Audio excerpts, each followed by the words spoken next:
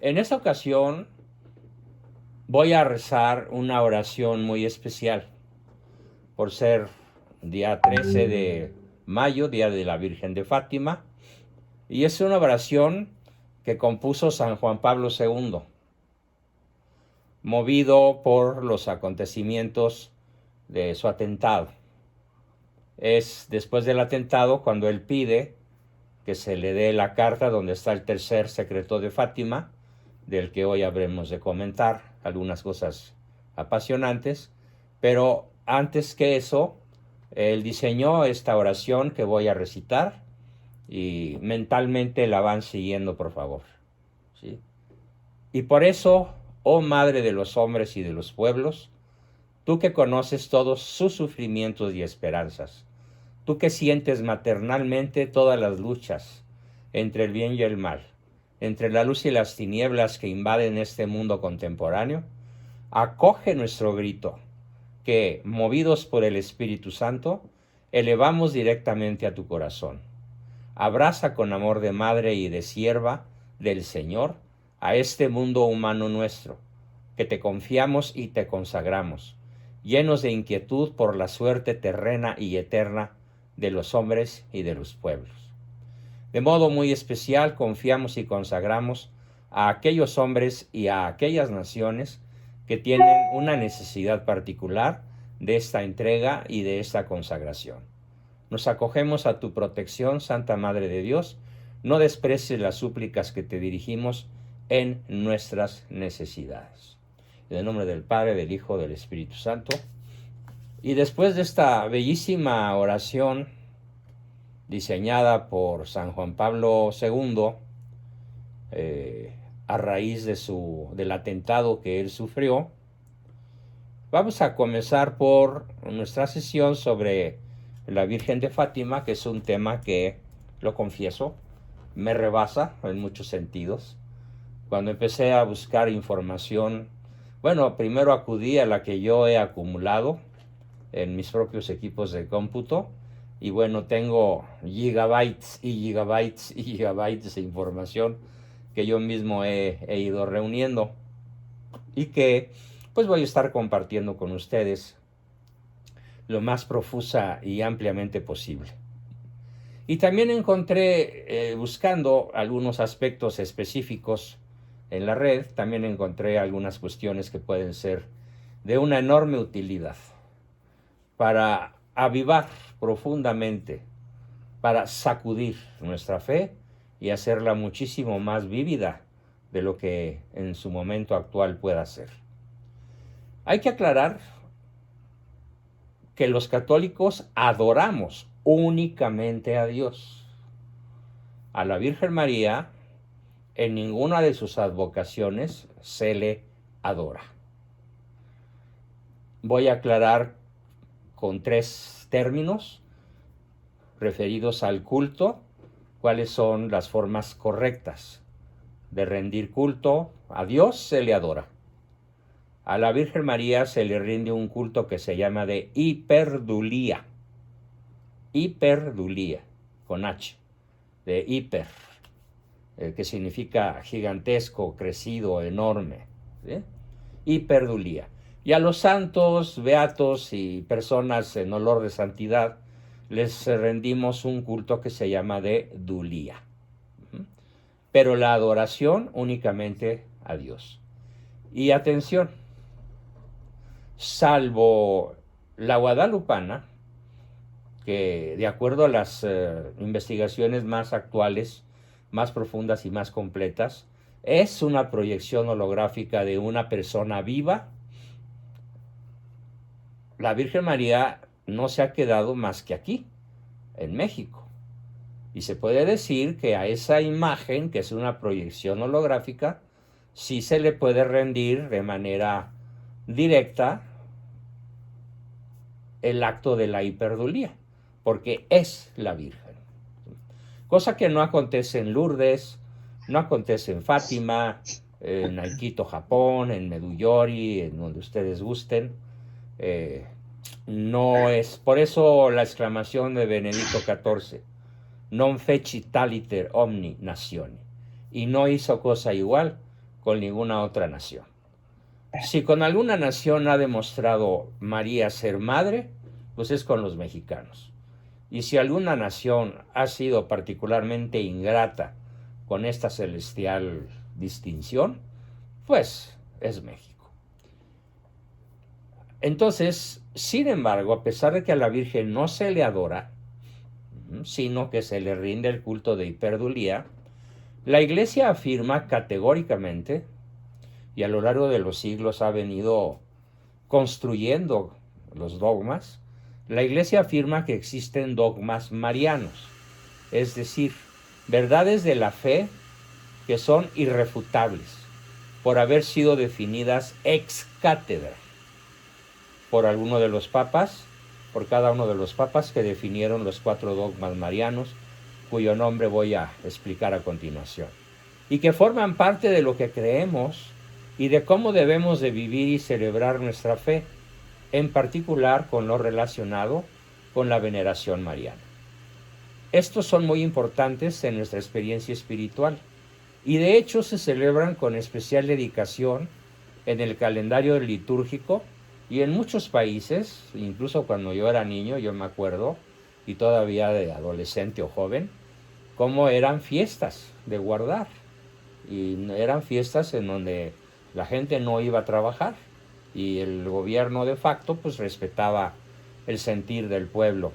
Y me refiero al 8 de diciembre, donde se celebra la Inmaculada Concepción, la Virginidad Perpetua de María el 2 de julio, la Asunción de la Virgen María el 15 de agosto y la Maternidad Divina de María el 1 de enero. Son los 4 dogmas mediante los cuales reverenciamos, rendimos culto de hiperdulía a la Santísima Virgen. Y ojo, aquí no importa la advocación. Cualquier advocación de la Santísima Virgen María es la misma persona, no son 20 vírgenes distintas. Por eso se llaman apariciones, es quien se aparece el mismo sujeto. La misma persona que se apareció en Fátima 6 veces, se aparece en Lourdes y ahí deja en cierta forma su presencia con los milagros que se realizan en la gruta de Lourdes y que la ciencia médica no puede explicar. La misma persona, si es que es válida la aparición, cuando sea reafirmada por la Iglesia en Garabandal o en Medullori, es la misma persona invariablemente.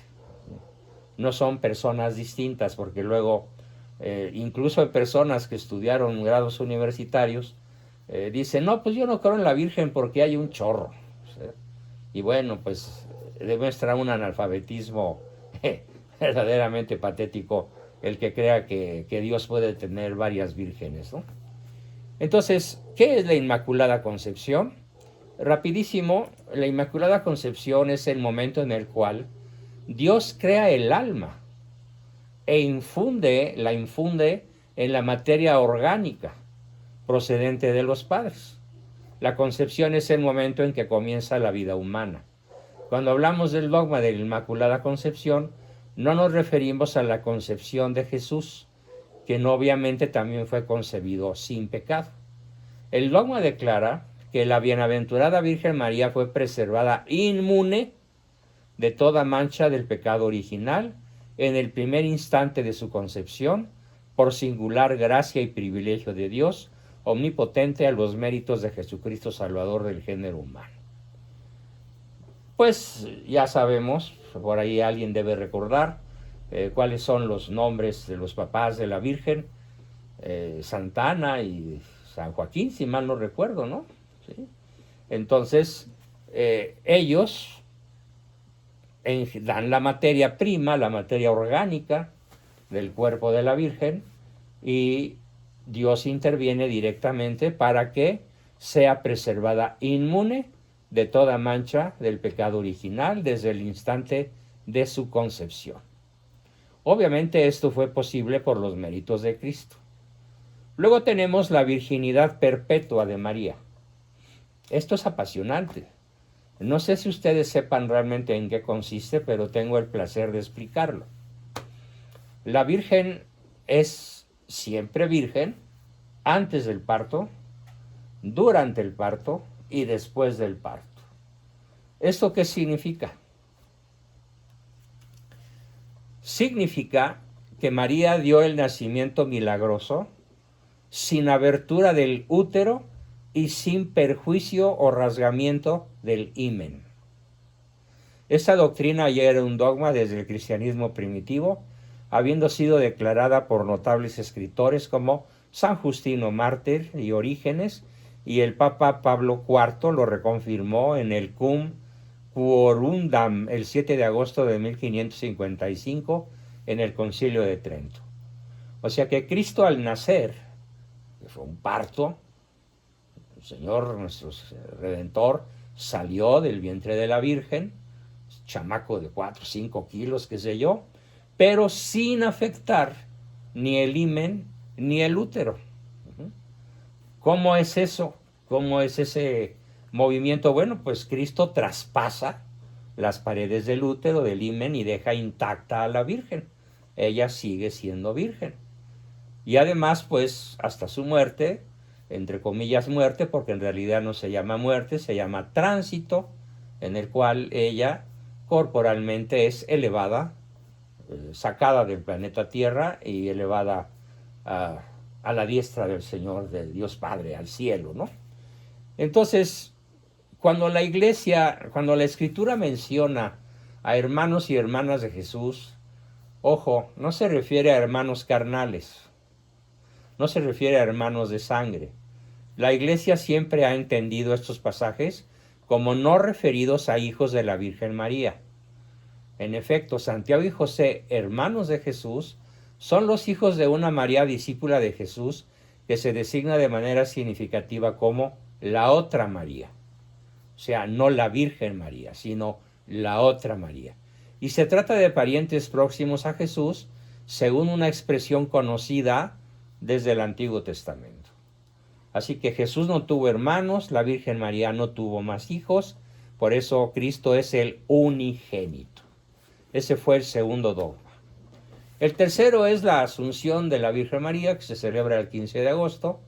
Finalmente, la Virgen Inmaculada, cito textualmente en nuestro catecismo, preservada inmune de toda mancha de pecado original, terminado el curso de su vida en la tierra, fue asunta en cuerpo y alma a la gloria del cielo y enaltecida por Dios como reina del universo, para ser confirmada más plenamente a su Hijo.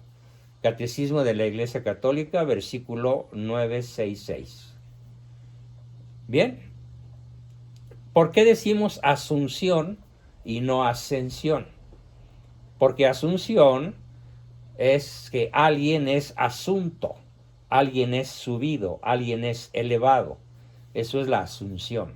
Y la ascensión, que es exclusivamente de Cristo, es por sus propias fuerzas, sus propias capacidades divinas, por ser Él al mismo tiempo hombre que verdadero Dios. Así que María es asunta y Cristo asciende por sí mismo. Bien, y finalmente el cuarto dogma es la maternidad divina de María. La maternidad divina de María es el fundamento del culto mariano. Si María no es madre, no hay culto. Jesús es hombre y Dios al mismo tiempo. No es que sea dos personas en una, sino es una persona que integra dos naturalezas, la naturaleza humana y la naturaleza divina. María entonces es madre de Jesús en su integridad, siendo así madre de Dios. Cerca de 200 obispos se reunieron en el año 473 de nuestra era a discutir el tema y llegaron a la conclusión de que la Virgen María sí es madre de Dios porque su Hijo Cristo es Dios.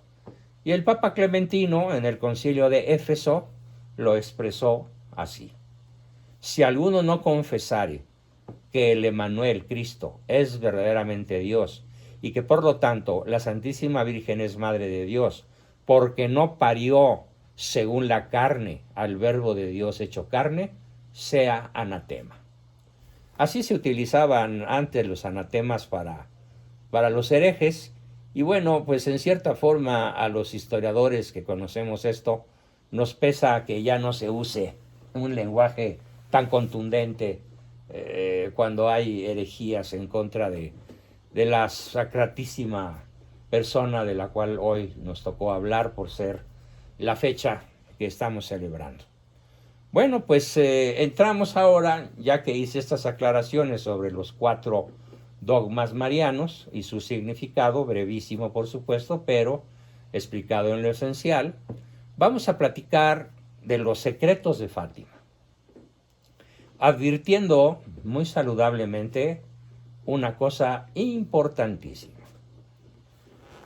Soy novelista profesional, he publicado mi novela Desde el nido de la serpiente, ya está en circulación el tomo 1, me encanta la fantasía, en mi novela narro hechos catastróficos, apocalípticos, gigantescos, descomunales, para mantener el interés del prójimo, de mi lector, pero en el mundo de la vida real, donde no soy novelista, sino soy un psicólogo realista, y un filósofo realista, y un teólogo realista, y un historiador realista, pues ¿qué creen?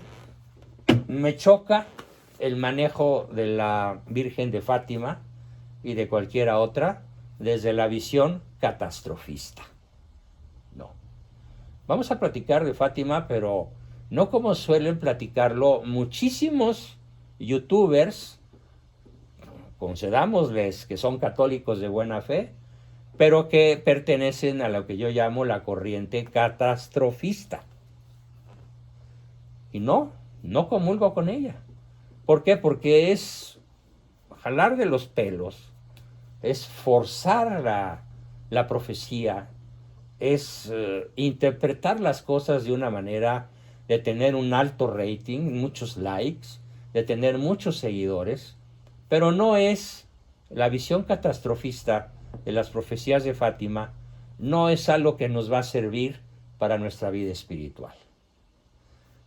Y lo que yo quiero no es divertirlos contándoles hechos como luego los pintan por ahí, no digo nombres, pero sobran en la red, personas que se llenan la boca y va a pasar tal cosa y el Papa va a ser asesinado en medio de una multitud y bueno, va a haber filas de 100 o 200 obispos y cardenales que van a estar siendo degollados. Espérame. Esa no es la interpretación realista, que por cierto nos la brinda, ¿quién creen? Pues Benedicto XVI. Benedicto XVI es mi punto de partida, mi fundamento para explicar lo que hoy vamos a platicar, que son los 3 secretos de Fátima. Vamos a ver, ¿qué dice el primer secreto? Bueno, vale la pena repetir que la Virgen se aparece en un pueblecito Cova da Iría a partir del 13 de mayo de 1917.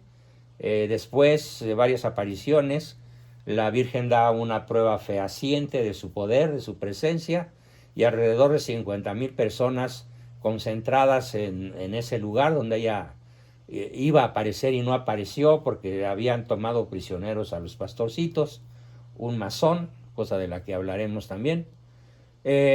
50,000 personas vieron literalmente moverse al sol. Es lo que se conoce con el nombre de el milagro del sol bailando, que acontece justamente en el marco de las apariciones, de las 6 apariciones de la Virgen de Fátima. ¿Cuál es entonces el primer secreto compartido a los 3 pastorcitos? Bueno, pues el primer secreto es en palabras de la Virgen. Ustedes han visto el infierno donde van las almas de los pobres pecadores. Para salvarles, Dios desea establecer en el mundo la devoción a mi inmaculado corazón. En la visión catastrofista, las personas solo resaltan, uy, la Virgen testificó, la Virgen reaseguró la existencia del infierno. Y se van por ahí. Y bueno, pues la imaginación no tiene límites, ¿no? hablando precisamente de lo que los niños vieron, de lo que la Virgen les reveló, de cómo fue muy traumático para ellos, pero, dice Ratzinger, en la visión realista, ¿qué nos toca ver? No nos toca ver y estar asustados y preocupados y aterrorizados por la visión de los tres pastorcitos, sino emocionados, agradecidos y de rodillas, porque es cuando la Virgen dice, Dios desea establecer en el mundo la devoción a mi inmaculado corazón. En vez de ver el vaso medio lleno, digo medio vacío, o la parte vacía que es el infierno, donde en realidad es la ausencia de Dios, por eso se me salió la palabra vacío, ¿por qué mejor no nos quedamos, según la propuesta del Papa Ratzinger, con que a partir de las apariciones de la Virgen en Fátima, se nos invita a establecer en el mundo la devoción al Inmaculado Corazón de María? Y entonces, ¿cuál miedo al infierno? Es patético ver cómo hay personas que yo conozco, incluso adultos, que han dejado de creer en la fe católica por negarse a aceptar las terribles verdades del infierno. Y yo les digo, el infierno es incontrastablemente un dogma de fe. El que no cree en el infierno no es católico. Pero, ¿por qué no te concentras en la promesa de la Virgen? Si tú estableces en tu hogar, en tu corazón, en tu trabajo, en tu familia, en tu paquete de devociones cotidianas, la devoción al Inmaculado Corazón de María, pues ya, ¿cuál es el problema? Dedícate a cumplirle a la Virgen su petición, y te aseguro que ella te mantendrá, como ella misma lo dijo, amarrado a su manto, para que en el último día de tu existencia pases al cielo. Si es que esa fue tu decisión. Tampoco se trata de que pequemos, pues como ya recé el rosario 3 veces y de rodillas, y como ya fui a las peregrinaciones, y como ya hice tal y cual obra de hiperdulía o de culto a la Virgen, entonces me merezco que ella me tenga amarrado a su manto. Espérate, necesitas estar en gracia, con Cristo, con Dios. Si no, no tendrás el amarre, por así decirlo, en un lenguaje popular, prometido a la Virgen a aquellos que recen su rosario diariamente y en familia. Esta es la visión realista, ni muy, ni tan, sobre el primer secreto. El secreto, pues, queda reducido. Si la Virgen no hubiera especificado que se trataba del infierno, lo que vieron los pastorcitos, podríamos suponer que era una visión de la guerra atómica, aunque, como es natural, no era una visión muy apropiada para los niños. Más bien lo que son los niños son lo que ellos pueden captar en su sensibilidad infantil de lo que realmente es el infierno. El segundo secreto. En el segundo secreto la Virgen dice: la Primera Guerra Mundial terminará pronto. Estamos hablando de 1917. ¿Y cuándo termina la Primera Guerra Mundial? En 1918. Duró de 1914 a 1918. Y dice, como la humanidad no deja de ofender a Dios, otra guerra mucho peor que la anterior surgirá durante el reinado del Papa Pío XI, ¿sí?, que estuvo al frente de la Iglesia entre 1922 y 1939. No olvidemos que Hitler invade Polonia. Bueno, primero se anexiona a Austria por la fuerza de su mandato, de su tiranía evidente. Después de anexionarse a Austria, invade Polonia ya para la primavera de 1939. Esa es la guerra a la cual la Virgen se refiere en su segundo secreto. Una guerra mucho peor que la primera.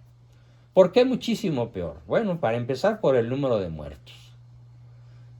El número de muertos. Se calcula que solo a Rusia la Segunda Guerra Mundial le costó 30 millones de personas. Y en Europa, sobre 10, 12 o 15 millones, las cifras están a discusión.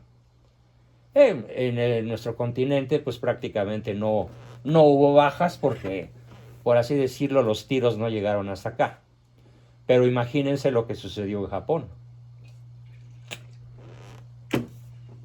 Muy pocos saben por qué estalló la bomba sobre Japón y por qué la Virgen se refirió a estos dos estallidos, Hiroshima y Nagasaki, como una advertencia porque los hombres siguen pecando.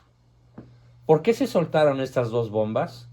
Probablemente alguno de ustedes ya lo sepa o lo recuerde, pero voy a contar la historia como fue, haciéndome eco justamente de lo que la Virgen está diciendo. Habrá otra guerra muchísimo peor porque los hombres no dejan de ofender a Dios.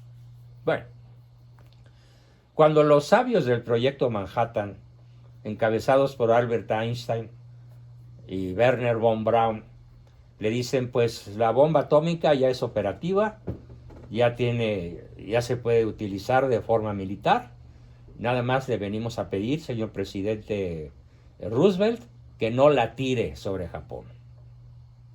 La guerra ya está ganada, no tiene caso tirar una bomba que puede matar o dejar huellas en millones de personas si la guerra ya está ganada.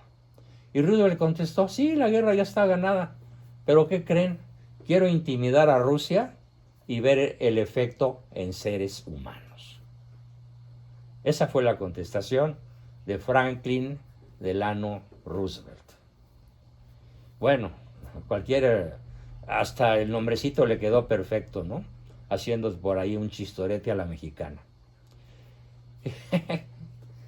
Y él se muere en abril, si mal no recuerdo, de 1945, e inmediatamente es sucedido por Harry Salomon Truman, un judío sionista, el otro también lo era, y entonces nuevamente von Braun, Enrico Fermi, Otto Rank, Albert Einstein le firman una carta al presidente suplicándole que por ningún motivo vaya a soltar la bomba en Japón.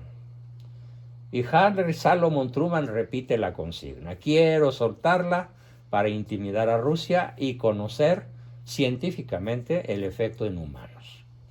El resto de la historia ya la conocen. Bueno, alguien le preguntaba al principio a Alexis, ¿qué es el sionismo? Pues ahí lo tienes, Alexis, pintado de cuerpo entero. Es un acto sionista. Así como ahora, en el conflicto entre Rusia y la Unión Europea y los Estados Unidos, es un conflicto nuevamente de las fuerzas sionistas contra el imperialismo ruso. Entonces, el segundo secreto habla, pues, de una guerra que será muchísimo peor. Y habla incluso del estallido atómico, dice la Virgen. Cuando ustedes vean una noche iluminada por una luz desconocida, sepan que ese es el gran signo que Dios les da, porque va a castigar al mundo por sus crímenes a través de las guerras, el hambre, la persecución de la Iglesia y del Santo Padre. Para impedir esto, y aquí viene el enfoque realista, ¿cómo se queda la mente catastrofista? Pues es que qué barbaridad, Dios está castigando a la humanidad, esto no tiene remedio, bla, bla, bla. No, aquí la Virgen dice, para impedir esto que acabo de narrar, yo vendré a pedir la consagración de Rusia a mi Inmaculado Corazón y la comunión de reparación de los primeros sábados. Hasta donde se vio, es muy probable que la noticia de la consagración de Rusia por el Papa Francisco haya sido real. Hay algunos detractores, pero yo me inclino a pensar, por lo que vi, que sí se hizo la consagración de Rusia recientemente por Francisco I. Si mi petición es aceptada, dice la Virgen, Rusia se convertirá y habrá paz. Ahora, aquí quiero hacer una acotación de precisión histórica y geopolítica. Díganme, por favor, en la Rusia actual practica una economía de mercado, surte de petróleo y gas a Europa. El sábado, o sea, mañana, Rusia le va a cortar la electricidad a Finlandia. Imagínense, ¿sí? ¡Cuac! Le va a bajar el switch. Todo Finlandia se va a quedar casi sin luz, o casi todo Finlandia se queda. La guerra viene de una manera verdaderamente apocalíptica. Pero, dice la Virgen, si mi petición es aceptada, Rusia se convertirá y habrá paz. Ahora, la Rusia actual no es comunista. Pero ¿dónde se quedó la Rusia comunista? ¿Dónde está presente la Rusia comunista con sus más brutales errores? En toda América Latina. No se salva. Ya cayó Chile. Está por caer Colombia en manos de la izquierda. Ya cayó Argentina. Bueno, corrección, solo se salva Brasil. Pero a Bolsonaro ya lo traen los sionistas entre ceja y ceja. ¿Cuál es entonces la presencia de Rusia y sus errores en el planeta? Bueno, pues una América Latina, con excepción de Brasil, en poder de un comunismo que va desde el rojo profundo, como en Venezuela, Cuba y Nicaragua, hasta el rosa pálido, como pretende hacernos creer el bulto de Palacio que lo es. Aunque ya se descaró en su discurso sobre Cuba. Ahora que estuvo en Cuba el domingo pasado, su descaro ya alcanzó niveles de un cinismo que en mi vida profesional me hubiera imaginado que alguien era capaz de tener. Así que cuando hablamos de los errores dispersos por el mundo, de esa gran potencia que fue la URSS, pues ya vimos en dónde está. Así que Rusia transmitirá sus errores a través del mundo, promoviendo guerras y la persecución de la Iglesia. Los buenos serán martirizados, el Santo Padre tendrá que sufrir mucho, varias naciones serán aniquiladas, en el final de mi Inmaculado Corazón triunfará, el Santo Padre consagrará Rusia a mí, la cual se convertirá y algún tiempo de paz se le dará al mundo. No me atrevo a pensar cuál pueda ser la predicción para la guerra que en estos momentos está teniendo curso en Europa, pero no entre Rusia y Ucrania, sino entre Rusia y el resto de las naciones, excepto India y China, que como que están estudiando por ahí las cosas desde un punto de vista fríamente comercial, no ideológico, para ver con quién se van a alinear. No, bueno, yo creo que ni el analista más atrevido podría decir con certeza cuál es el curso cercano de la guerra. Es de pronóstico reservado. Este fue el segundo secreto. Pero, entonces, ¿dónde tendría que radicar nuestra esperanza? En la consagración que hizo Francisco sobre Rusia. ¿Alguien conoce o recuerda la fecha? Fue hace poquito, ¿no? Bien, parece que nadie se acuerda de la fecha, no importa. Y vamos al tercer secreto. ¿Cuál es el tercer secreto? Y este es el que más se presta a malas interpretaciones de carácter catastrofista. Recordemos, no busco espantarnos, no busco preocuparnos, no busco asustarlos con la visión del infierno o con la visión de las guerras o con lo que puede suceder en este conflicto entre Rusia y el resto de las naciones sionistas.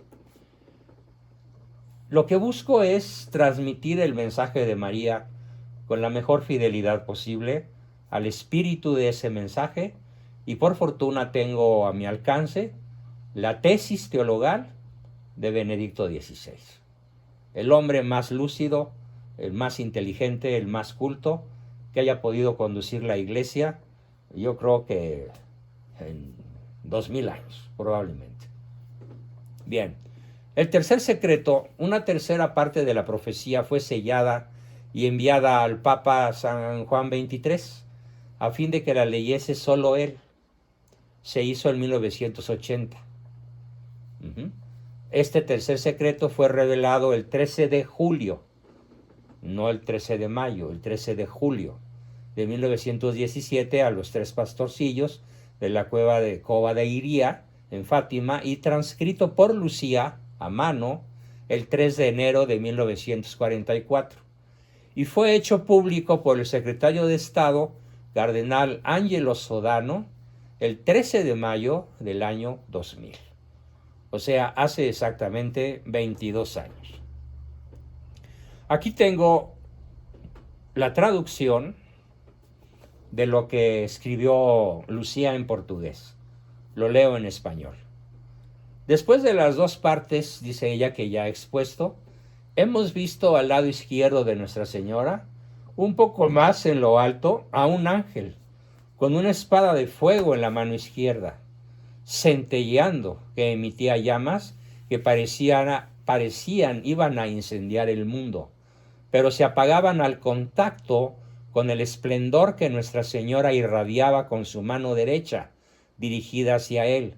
El ángel, señalando la tierra con su mano derecha, dijo con fuerte voz: penitencia, penitencia, penitencia.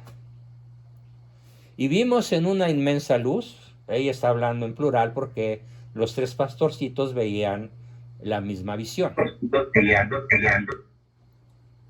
Perdón, se metió un ruido por ahí, voy a silenciar. ¿Listo? Ella habla en plural porque está hablando por los 3 pastorcitos. Y ella escribe que el ángel dijo con fuerte voz, al mismo tiempo que señalaba la tierra con su espada: penitencia, penitencia, penitencia. Y vimos en una inmensa luz que es Dios, algo semejante a como se ven las personas en un espejo cuando pasan ante él. Vimos a un obispo vestido de blanco. Hemos tenido el presentimiento de que fuera el Santo Padre. Hemos visto también a otros obispos, sacerdotes, religiosos y religiosas subir una montaña empinada, en cuya cumbre había una gran cruz de maderos toscos, como si fueran de alcornoque, con la corteza. Y el Santo Padre, antes de llegar a ella, a esa cumbre, atravesó una gran ciudad que estaba en medio de las ruinas, y todo él, tembloroso y con paso vacilante, apesadumbrado de dolor y pena, y rezando por las almas de los cadáveres que encontraba en el camino. Y llegado a la cima del monte, postrado de rodillas a los pies de la gran cruz, fue muerto por un grupo de soldados que le dispararon varios tiros de arma de fuego y flechas, y del mismo modo murieron unos tras otros los obispos, sacerdotes, religiosos y religiosas, y diversas personas, seglares, hombres y mujeres de diversas clases y posiciones. Bajo los 2 brazos de la cruz había 2 ángeles, cada uno de ellos con una jarra de cristal en la mano, en las cuales recogían la sangre de los mártires y regaban con ella las almas que se acercaban a Dios. En la visión realista que nos propone Ratzinger hay 3 elementos fundamentales. El primer elemento es que todo esto que Sor Lucía escribe no es literal. Dice Ratzinger, Sor Lucía no está describiéndonos escenas como si las hubiera visto en una película que va a acontecer en el futuro. No. El lenguaje que está utilizando Sor Lucía es simbólico. Por lo tanto, en la visión realista que quiero transmitir, no se trata de desgarrarnos las vestiduras y gritar como por ahí: corran todos a confesarse porque el 22 de noviembre va a haber un terremoto apocalíptico en la Ciudad de México. Cosa que pues ahora no deja de producirnos cierta sonrisa irónica, porque ya vimos que no pasó ni va a pasar, nada por el estilo. Al menos nadie lo puede predecir con rigor científico. La primera acotación es, pues, la revelación de Sor Lucía tiene un lenguaje simbólico, no literal, y no tiene que ser interpretado como si fuera una película de terror, donde el Papa va caminando en medio de una multitud y al llegar a una cumbre es asesinado por tiros de armas de fuego y flechas. A ver, ¿cómo sería posible, vamos a pensar de manera realista, que en la actualidad en el Vaticano hubiera una partida de indios del Darién que todavía usan las flechas? O una partida, no sé, de deportistas enrabiados con el padre, que saquen de su carcajo olímpico un paquete de flechas y se lo disparen, pudiendo disparar con armas de fuego, o pudiendo bombardear, o pudiendo X. Entonces, lo que narra Sor Lucía, por favor, para tranquilidad y conocimiento de todos, según nuestra máxima autoridad, porque esto lo escribe Ratzinger cuando era el Papa, no lo escribe recientemente, lo escribió en pleno uso de sus facultades mentales, hace 10 o 15 años, no tengo la fecha exacta, y nos dice, no temáis, literalmente, no temáis. Si ustedes, queridos hijos, sigue diciendo, es la segunda nota, realista, sobre el tercer secreto de Fátima. ¿Cuál es la...? Voy a buscar, aquí tengo un documento que lo narra de la mejor manera posible.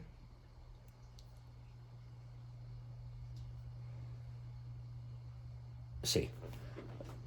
¿Cuál es la parte medular del tercer secreto de Fátima, aparte de lo que acabo de decir, de que es un lenguaje simbólico?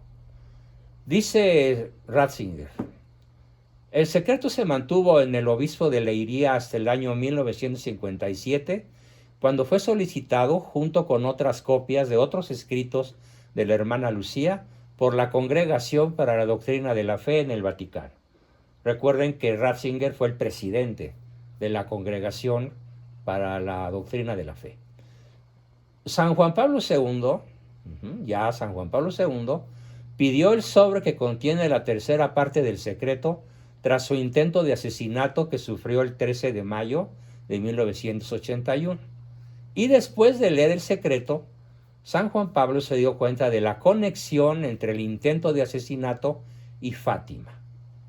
Y aquí viene la interpretación realista más bella de todas.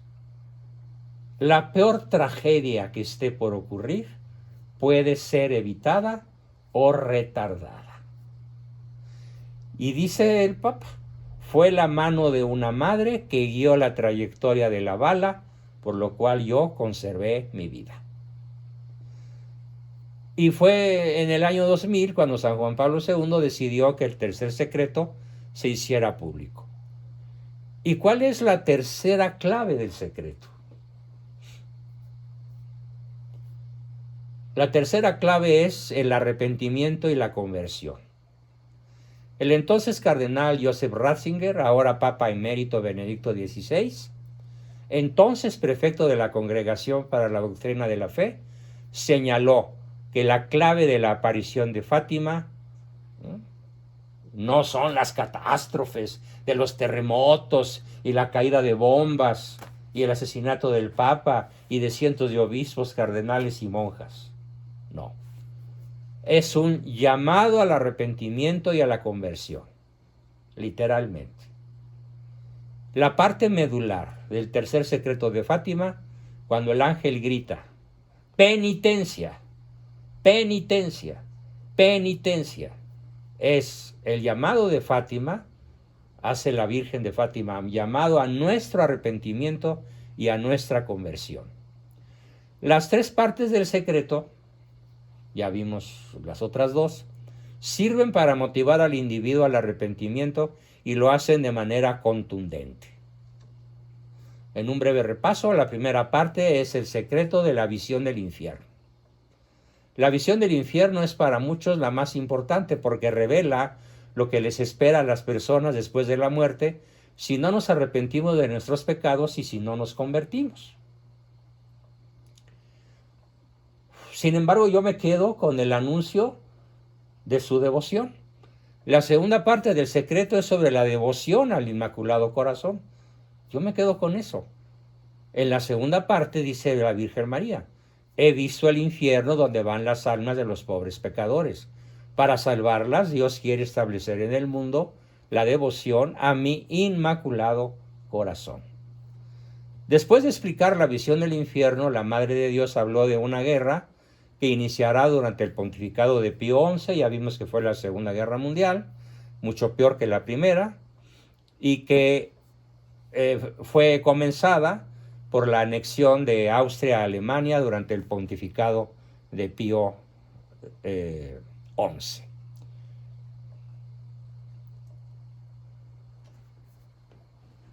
Nos dice Ratzinger, para terminar, después de algunos titubeos,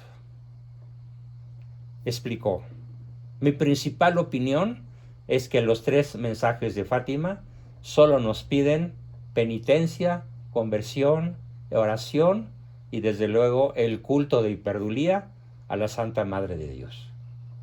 Ratzinger insiste en que no nos motivemos por el pánico, por el miedo, ¿sí?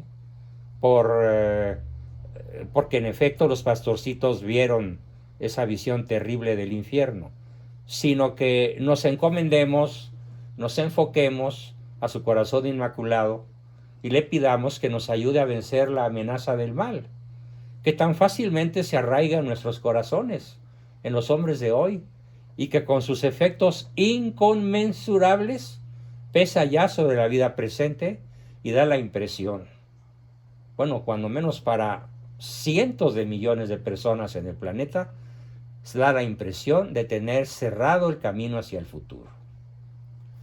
Del hambre y de la guerra, pidámosle a la Virgen que nos libre. Pero no hagamos la guerra en nuestro entorno. Y muchas veces una palabra, una observación, una crítica, una ironía, una burla, es comenzar la Tercera Guerra Mundial en bata y en calzoncillos en el seno de alguno de nuestros hogares.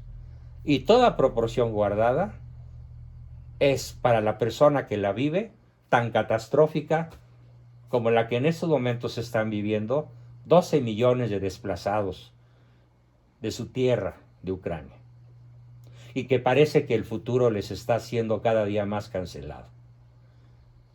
De los pecados contra la vida del hombre, líbranos, Señora, desde el primer instante, líbranos. Del odio y del envilecimiento de la dignidad de los hijos de Dios, líbranos. Líbranos de toda clase de injusticias en la vida social, nacional e internacional, de la facilidad para pisotear los mandamientos de Dios, líbranos. De la tentativa de ofuscar en las mentes humanas la verdad misma de Dios, líbranos. De los pecados contra el Espíritu Santo, líbranos. Y más y más y más, hay páginas y páginas y páginas inspiradas por los papas desde en las apariciones hasta la fecha. No haya uno a cual ir, pero definitivamente la interpretación más realista es que si no hacemos penitencia, si no hacemos oración, si no hacemos formación, si no nos amamos unos a otros, y eso encaja dentro del marco de la caridad cristiana, pues habrá guerra en los hogares y también en el planeta Tierra. Insiste Ratzinger para terminar. La tercera parte del secreto, pues, se refiere a las palabras de Nuestra Señora. Si no os convertís, si no hacéis penitencia, el comunismo diseminará sus errores por el mundo, promoviendo guerras y persecuciones a la Iglesia. Los buenos serán martirizados. El Santo Padre sufrirá mucho y varias naciones serán destruidas. La tercera parte es una revelación simbólica que se refiere a esta parte del mensaje, condicionado al hecho de que aceptemos o no lo que el mismo mensaje pide, va a ocurrir. Si aceptaren mis peticiones, los errores del comunismo serán frenados y habrá paz. Y si no, se diseminarán por todo el mundo, etcétera, etcétera, etcétera. Todo esto está avalado por Benedicto XVI, por nuestro Papa Ratzinger, Y nada más quiero hacer énfasis en que no es la narración la que hace Lucía de una película que va a ocurrir en el futuro y que ocurre con la precisión que ella la narra. Insisto en el simbolismo del mensaje de Sor Lucía e insisto para terminar en que la penitencia, la oración, la ayuda mutua, la incondicionalidad afectiva y todo lo que hemos aprendido a lo largo de nuestros talleres está a tiro de piedra, a flor de labio. Está en el corazón de cada uno de nosotros si dejamos que ella more en el interior de nuestros corazones. Bien, pues esta fue nuestra exposición del día de hoy. Espero que haya sido de utilidad para todos el conocimiento sobre estos hechos grandiosos que son el corazón mismo de la cristiandad. Y pues comenzamos con nuestra sesión de preguntas, aportaciones, comentarios y todo lo que quieran decir. Adelante, Jazmín Martínez.